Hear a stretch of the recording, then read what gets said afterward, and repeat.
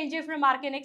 So എന്താണ് അലോട്ട്മെന്റിന്റെ registration ഫീ? State കോട്ടയിലേക്കും സ്റ്റേറ്റിന്റെ കൗൺസിലിംഗിലും അതേപോലെ ഓൾ ഇന്ത്യ കൗൺസിലിംഗിലും സെപ്പറേറ്റ് ആയിട്ട് നിങ്ങൾ രജിസ്ട്രേഷൻ ഫീ അടയ്ക്കേണ്ടതായിട്ടുണ്ട്. ഇതെന്താണ്?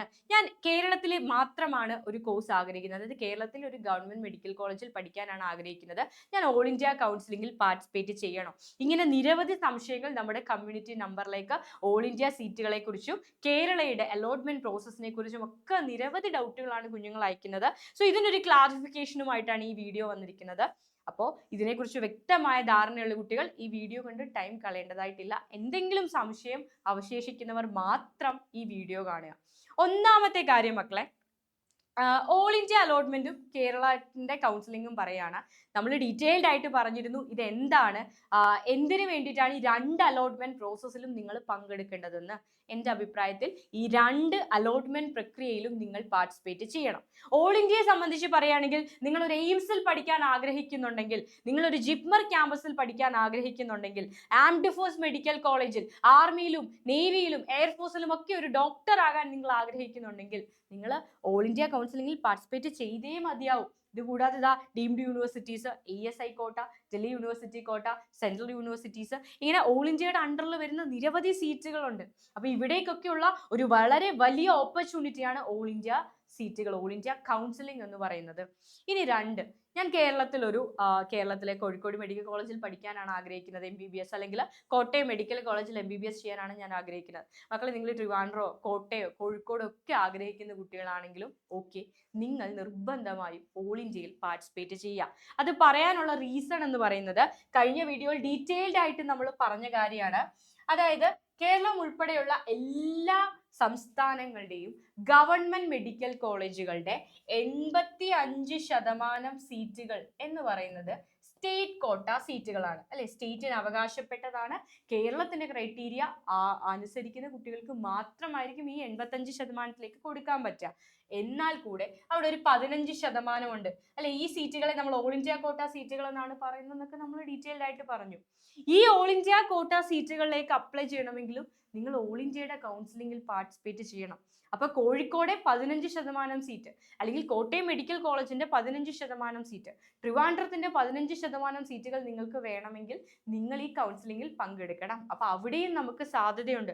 ഒരു പോസിബിലിറ്റിയും തള്ളിക്കളയാൻ പാടില്ല. ചിലപ്പോൾ ഒരു മാർക്കിനോ ഒറ്റ റാങ്കിന് പിന്നിൽ പോകുന്നതുകൊണ്ടായിരിക്കും നമുക്കൊരു സീറ്റ് നഷ്ടപ്പെടുക. അതുകൊണ്ട് നിർബന്ധമായും രണ്ട് അലോട്ട്മെന്റ് പ്രക്രിയയിലും പങ്കെടുക്കുക. നിങ്ങൾക്ക് ഒരു നഷ്ടവും വരത്തില്ല.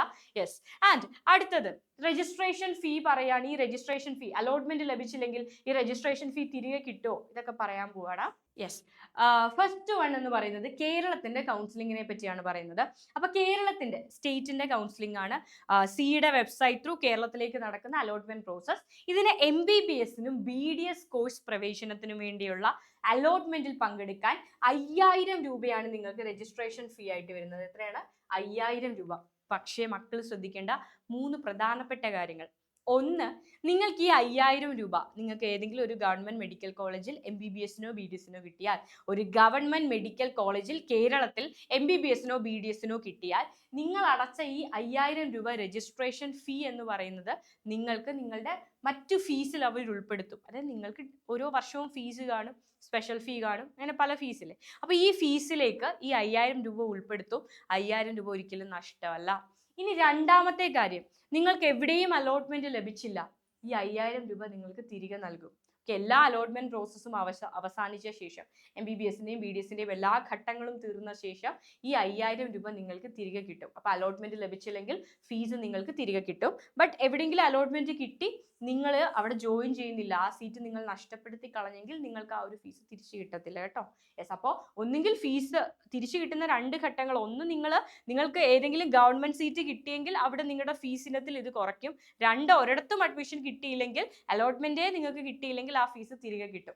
അതേപോലെ മൂന്നാമത് ഒരു കാര്യം, SC ST OEC കാറ്റഗറിയിൽ വരുന്ന കുട്ടികൾ, Sree Chitra home, juvenile home, Nirbhaya home എന്നിവിടങ്ങളിലെ അപേക്ഷകരും, ഈ കുട്ടികൾക്ക് 500 രൂപ മാത്രമാണ് രജിസ്ട്രേഷൻ ഫീ ആയിട്ട് വരുന്നത്. അതേപോലെ ഈ 500 രൂപ അഡ്മിഷൻ കിട്ടിയാൽ അവരുടെ കോഷൻ ഡെപ്പോസിറ്റിലേക്ക് ഉൾപ്പെടുത്തുന്നതാണ്. അപ്പൊ ആ ഒരു കാര്യം സ്പെഷ്യൽ ആയിട്ട് ഒന്ന് ഓർത്ത് വെച്ചേക്കാം.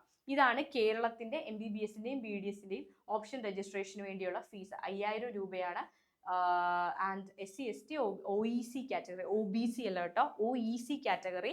ദെൻ ബാക്കി പറഞ്ഞ കുട്ടികൾക്ക് 500 രൂപയുമാണ് ഫീസ്. ഇനി ഓൾ ഇന്ത്യ കോട്ട സെൻട്രൽ യൂണിവേഴ്സിറ്റീസിലേക്കുള്ള സീറ്റുകൾ ഓൾ ഇന്ത്യ കൗൺസിലിംഗിലേക്കുള്ള ഫീസ് പറയാണ്. ഇവിടെ 2 തരത്തിലുള്ള ഫീസ് ഉണ്ട്. ഒന്ന് നോൺ റീഫണ്ടബിൾ ആയിട്ടുള്ള ഫീസാണ്. രജിസ്ട്രേഷൻ ഫീ തിരികെ കിട്ടുന്നതല്ല, നോൺ റീഫണ്ടബിൾ ആണ്. 2 സെക്യൂരിറ്റി ഡെപ്പോസിറ്റ് ആണ്. ഈ സെക്യൂരിറ്റി ഡെപ്പോസിറ്റ് നമുക്ക് എന്ത് ചെയ്യാം, ഫ്രീ എക്സിറ്റ് നടത്തിയാലും. എന്താണ് ഫ്രീ എക്സിറ്റ് എന്നൊക്കെയുള്ളത് ഞാൻ ഡീറ്റെയിൽ ആയിട്ട് മറ്റൊരു വീഡിയോയിൽ പറയാമേ. നമുക്ക് തിരികെ കിട്ടുന്ന ഒരു പൈസയാണ്. എല്ലാ കണ്ടീഷൻസിലും തിരികെ കിട്ടത്തില്ല.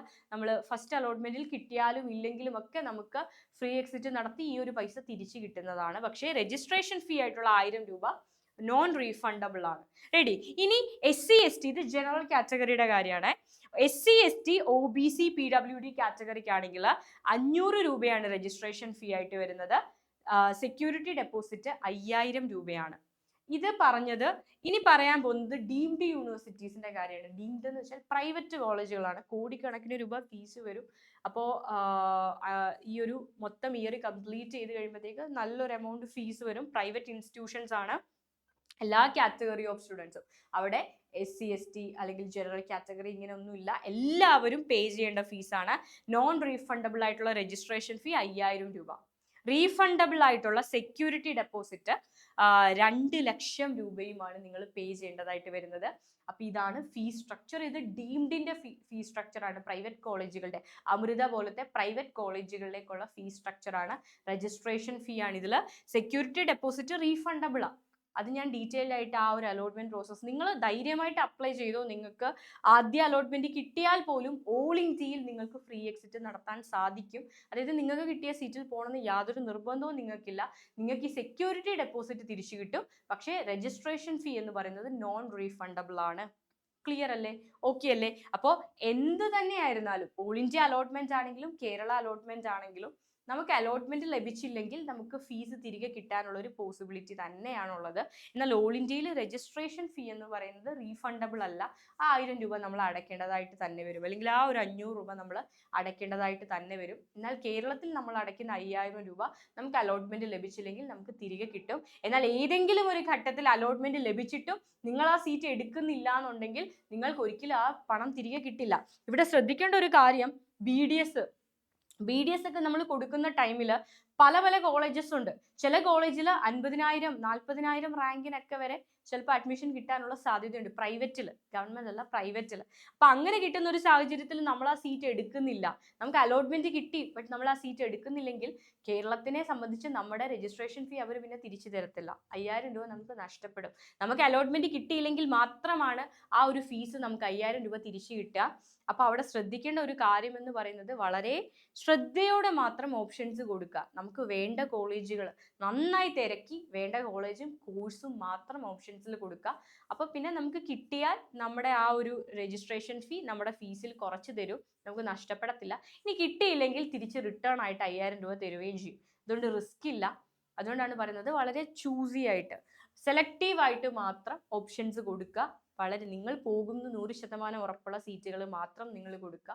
അങ്ങനെയാണെങ്കിൽ കേരളത്തിന്റെ ഫീസ് കംപ്ലീറ്റ് ആയിട്ട് നമുക്ക് തിരികെ കിട്ടുന്നതായിരിക്കും. അലോട്ട്മെന്റ് ലഭിച്ചില്ലെങ്കിൽ, അലോട്ട്മെന്റ് ലഭിച്ചാലും നമുക്ക് തിരികെ കിട്ടും. നമ്മുടെ ഫീസ് ഇനത്തിൽ ഗവൺമെന്റ് സീറ്റാണ് നമുക്ക് കിട്ടുന്നതെങ്കിൽ നമ്മുടെ ഫീസ് ഇനത്തിൽ കുറച്ച് തരും. ഇതാണ് രജിസ്ട്രേഷൻ ഫീയെ കുറിച്ച് പറയാനുള്ളത്. 2 അലോട്ട്മെന്റിലേക്കും നിങ്ങൾ കൊടുക്കുക. നമ്മുടെ സാധ്യതകൾ രണ്ടിടത്തും നമുക്ക് സാധ്യതകളുണ്ട്. ഓൾ ഇന്ത്യയെ സംബന്ധിച്ച് നോക്കുകയാണെങ്കിൽ എയിംസിലും ജിപ്മറിലും ഒക്കെ നമുക്ക് സാധ്യത കിടക്കുക. അതേപോലെ സെൻട്രൽ യൂണിവേഴ്സിറ്റീസ് ഉണ്ട്. ഈ കോളേജുകളിലൊക്കെ നമ്മുടെ സാധ്യതകൾ കിടക്കുകയാണ്. AFMC ഉണ്ട്. ഇവിടൊക്കെ നിങ്ങൾക്ക് പോകണമെങ്കിൽ ഓൾ ഇന്ത്യ കൊടുത്തേ പറ്റൂ. അതുകൊണ്ട് ഞാൻ പറയുന്നത് രണ്ടും നിങ്ങൾ കൊടുക്കുക. രണ്ടിലും സാധ്യതകൾ ധാരാളമാണ്. സോ ഇനി എന്തെങ്കിലും ഡൗട്ട് ഉണ്ടെങ്കിൽ ചോദിക്കുക, നിങ്ങൾക്ക് ക്ലാരിഫൈ ചെയ്യാം. നെക്സ്റ്റ് വീഡിയോയിൽ കാണാം. ബൈ.